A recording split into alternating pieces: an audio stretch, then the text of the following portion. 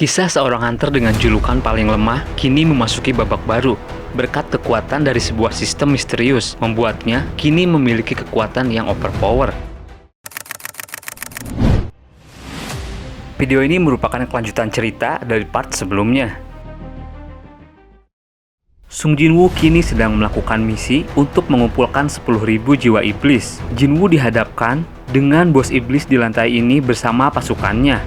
Jinwoo lalu berkata, "Bos iblis yang duduk itu terlihat berbahaya. Aku harus menyingkirkannya dulu. Majulah." Prajurit bayangan memulai serangannya. Bayangan penyihir menyerang dengan api dari arah jauh. Pasukan iblis rendah berhasil ditumbangkan. Para iblis kelas menengah tidak mempan dengan api penyihir. Jinwoo lalu berkata, "Igris, Iron, kalian selesaikan sisanya." Iblis itu mulai menyerang. Iron menahan dengan tameng. Igris dengan pedangnya membelah tubuh iblis menjadi dua. Skill Steel diaktifkan. Jinwoo mendekati bos iblis. Dengan tubuh yang tidak terlihat, ia berkata, "Iblis itu tidak bergerak. Ini akan mudah." Jinwoo berkedip. Bos iblis sudah menghilang. Jinwoo kaget dengan pergerakan gila tersebut. Bos itu bergerak mendekati prajurit bayangan. Kekuatan dan kecepatannya dengan mudah menghancurkan prajurit bayangan Jinwoo. Iron yang kuat tumbang. Igris tak berdaya melawan. Jinwoo dengan cepat mendekati iblis tersebut dan memberikan satu pukulan ke tubuhnya. Iblis itu terlempar jauh. Jinwoo sampai kaget. Ia baru sadar status strength-nya telah banyak ditambahkan. Ia berkata, "Aku beruntung, tapi aku tidak yakin bos itu akan langsung kalah." Iblis itu kuat. Dengan tubuh yang terkapar, sebuah skill bernama Wrath digunakan. Cahaya besar keluar dari tubuhnya. Itu adalah skill untuk menambah kekuatan sebanyak 50% dan indera untuk merasakan rasa sakit berkurang. Iblis itu berdiri lagi dengan kekuatan yang bertambah. Iblis itu datang menyerang. Kecepatannya bertambah gila. Jinwoo panik dan berkata, "Iron, lemparkan tamengmu." Iron dengan cepat melemparnya. Jinwoo berhasil menangkapnya. Iblis datang, beruntung dengan cepat, Jinwoo berhasil menahan serangannya dengan tameng Iron. Ledakan besar terjadi, satu hantaman lagi diberikan. Tanah yang diinjak Jinwoo hancur berkeping. Ia di situasi yang sulit, aku harus mencari celah. Iblis mengangkat senjatanya dan bersiap menghantam lagi. Ini celahnya. Jinwoo dengan cepat melompat. Kini ia berada di udara. Iblis itu menyadari pergerakan Jinwoo. Dengan super cepat merubah arah serangannya. Kini serangannya siap menghantam tubuh Jinwoo. Jinwoo panik dan berpikir cepat. Skill Dominator Touch diaktifkan pada iblis. Tubuh Jinwoo berhasil terdorong. Ia pun berhasil menghindari serangannya. Jinwoo berkata, "Hampir saja aku mati di sini. Serangan yang menakutkan." Wajah iblis sedikit hancur. Jinwoo berpikir, ini celahnya. Aku hanya bisa mengincar kepalanya. Tapi gerakannya sangat cepat. Aku harus membuat situasi di mana iblis tidak bisa menghindar. Jinwoo lalu melihat gedung yang hampir roboh. Aku punya rencana. Jinwoo segera berlari. Iblis mengejarnya. Bagus, iblis itu mengejarku. Skill sprint diaktifkan. Dengan cepat, Jinwoo naik ke gedung tersebut. Dari atas, Jinwoo berkata, "Kau tidak bisa menghindari ini." Jinwoo lalu menghancurkan bangunan yang hampir roboh. Bersama dengan reruntuhan gedung, Jinwoo bergerak menyerang.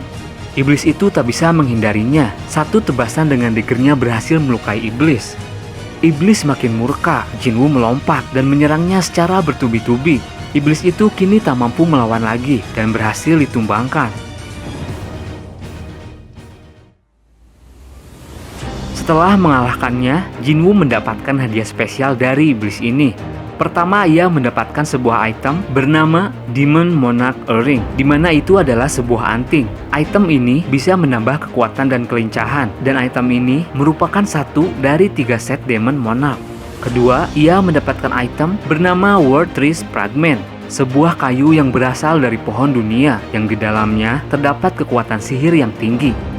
Ketiga, ia mendapatkan item berupa bola sihir. Itu adalah sebuah bola yang secara khusus hanya bisa digunakan oleh penyihir. Item itu akan menggandakan kekuatan sihir berkali-kali lipat. Dan item terakhir yang ia dapatkan adalah 2 buah tanduknya. Para prajurit bayangan Jinwoo juga sudah membersihkan seluruh pasukan iblis di lantai ini. Igris seperti biasa mempersembahkan kepala musuh yang dikalahkannya. Iron tak mau kalah, ia membawa mayat bos dan dengan sombong pamer kepada bayangan yang lain. Jinwoo geleng-geleng kepala dan bilang, "Aku yang sudah mengalahkannya, Iron."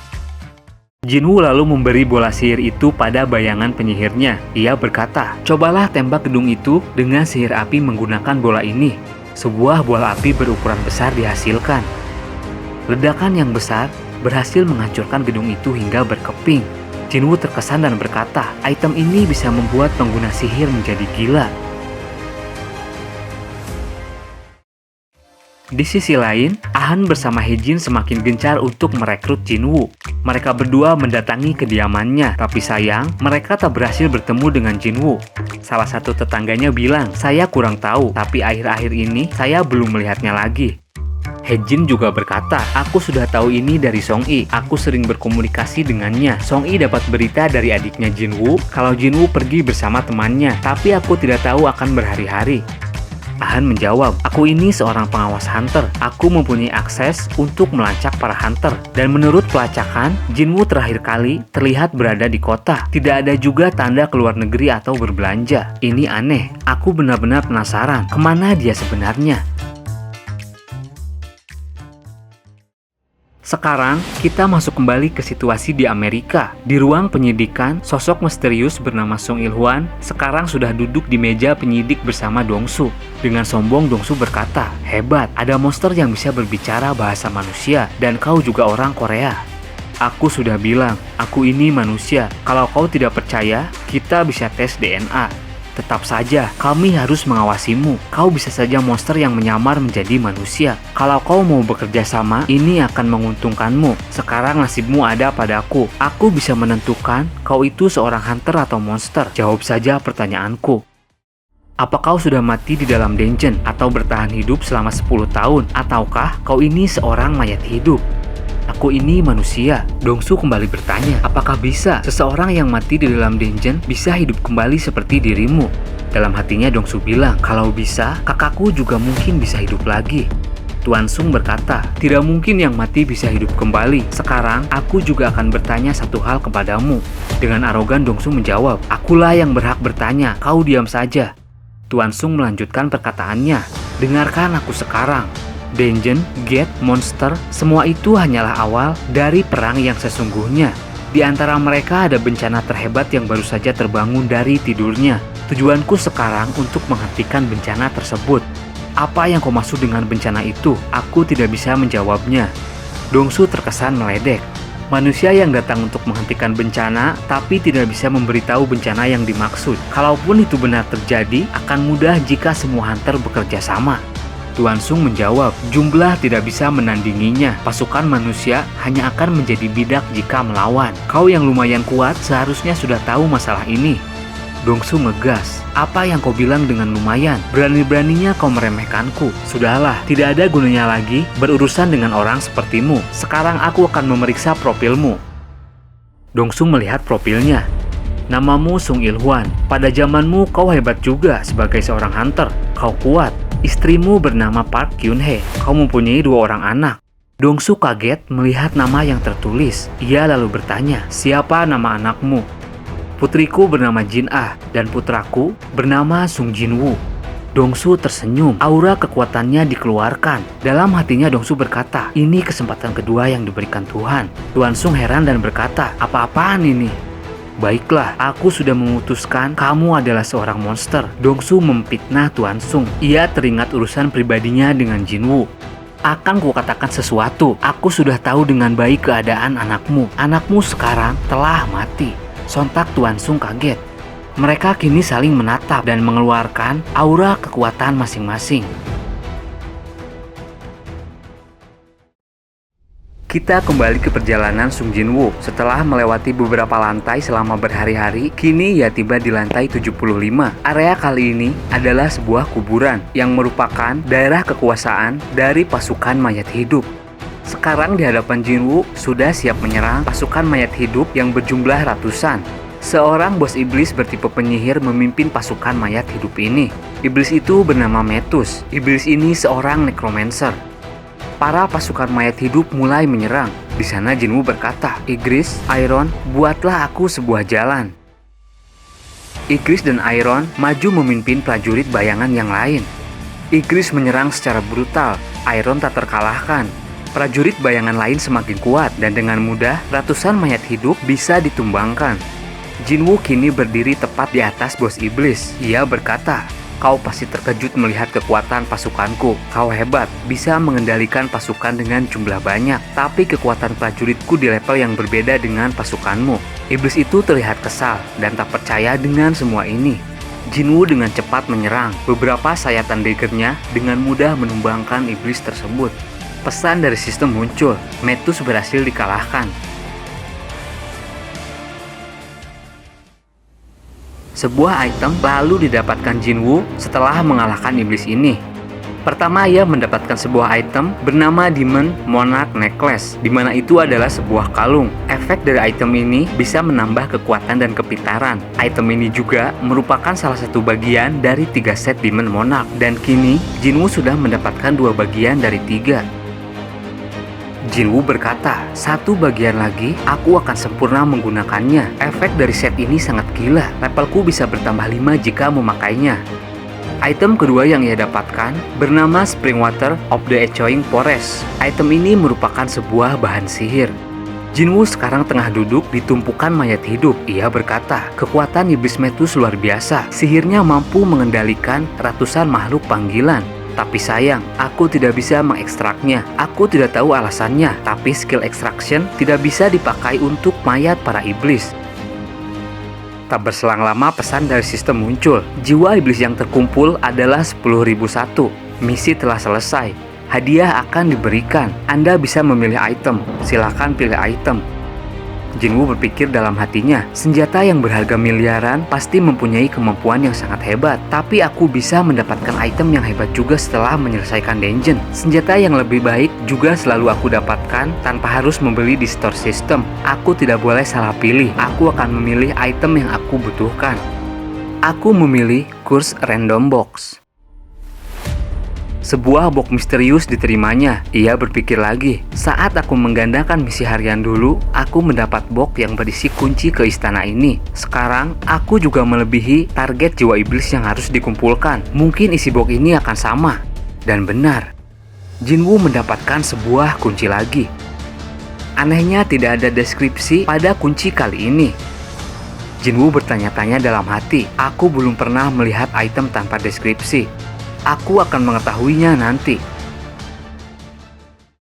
Hadiah kedua diberikan, yaitu poin status sebanyak 20. Jinwoo dengan cerdas bilang, ini banyak, aku akan menambahkan semua poin ini untuk kepintaran. Status kepintaran Jinwoo kini berada di posisi kedua setelah strength atau kekuatan. Hadiah rahasia yang ketiga lalu diberikan. Ia mendapat item berupa resep untuk membuat Holy Water of Life, sebuah ramuan sihir yang mempunyai efek untuk menyembuhkan penyakit apapun. Jinwoo terkesan dengan semua item yang ia terima.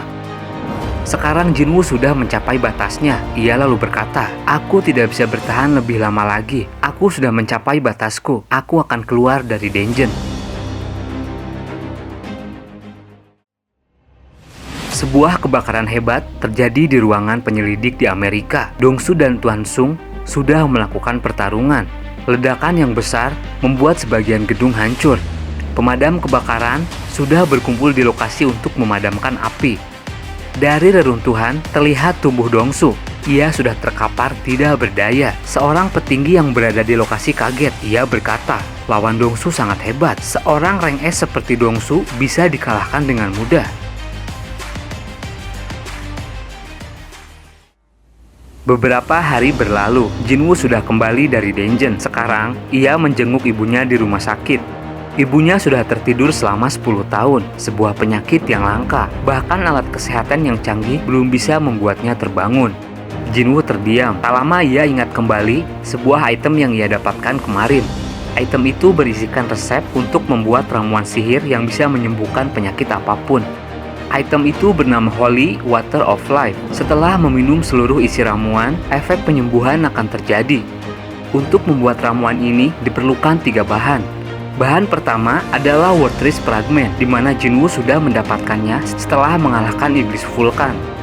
Bahan kedua adalah Springwater of the Echoing Forest. Jinwoo juga sudah mendapatkannya setelah mengalahkan Metus di lantai 75. Bahan terakhir yang belum ia dapatkan adalah Verified Blood of Demon King. Jinwoo berkata dalam hati, aku belum mendapatkan bahan terakhir, tapi aku tahu tempat mendapatkannya. Itu pasti berada di lantai 100 Istana Iblis. Mungkin bos lantai terakhir yang memegangnya. Aku harus menyelesaikan misi di Istana Iblis. Levelku sudah naik 16 selama seminggu di Istana Iblis. Aku yakin rankku sudah menjadi S. Aku tidak perlu takut dengan apapun.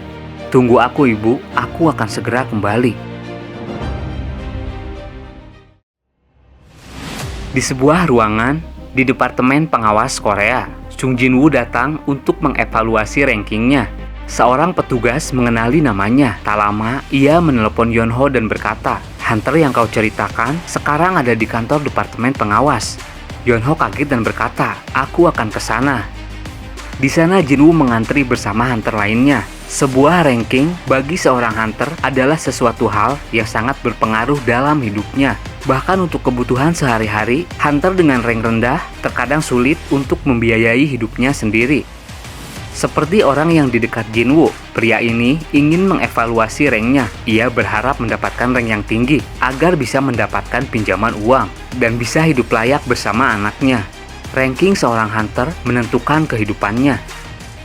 Kini tiba giliran Jinwoo untuk diukur kekuatannya. Sebuah bola kristal yang bisa mendeteksi kekuatan hunter kini berada di depannya. Petugas di sana bilang, "Tolong letakkan tangan Anda di kristal hitam itu. Alat kami akan menganalisanya." Jinwoo lalu meletakkan tangannya. Mesin itu menganalisa, dan secara mengejutkan, mesin pendeteksinya tiba-tiba error. Petugas itu heran. Ini jarang terjadi. Mesinnya error. Seorang petugas lain datang.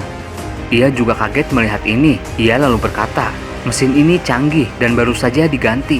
Ini bukan error. Aku tahu mesin ini tidak bisa mengukur kekuatannya. Dia mungkin seorang rank S."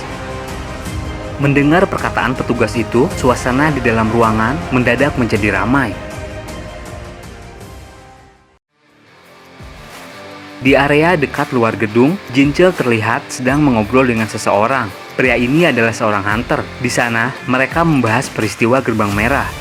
Tak lama mereka mendengar keributan di ruang tes kekuatan. Jinchul berkata, "Mungkin ada hunter baru yang membuat keributan.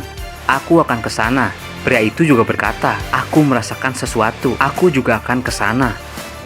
Petugas di sana lalu berkata kepada Jinwoo, "Kita belum bisa memastikan dengan akurat rankmu. Kita akan memakai detektor yang tinggi ketelitiannya. Kamu bisa datang 3 hari lagi ke sini." Dan tidak berselang lama, Jinchul tiba dan seseorang bersama dia.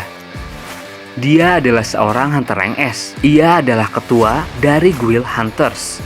Pria ini bernama Choi Jong-in, seorang hunter dengan julukan Ultimate Soldier. Jinwoo melihatnya dalam hatinya berkata, "Dia Jong-in, hunter yang mempunyai sihir kelas atas. Aku tahu kemampuannya. Dia bisa menghancurkan gedung yang besar hanya dengan sekali serangan." Jinchul dalam hatinya juga berkata, "Apa benar Sung Jinwoo sekarang rank S?"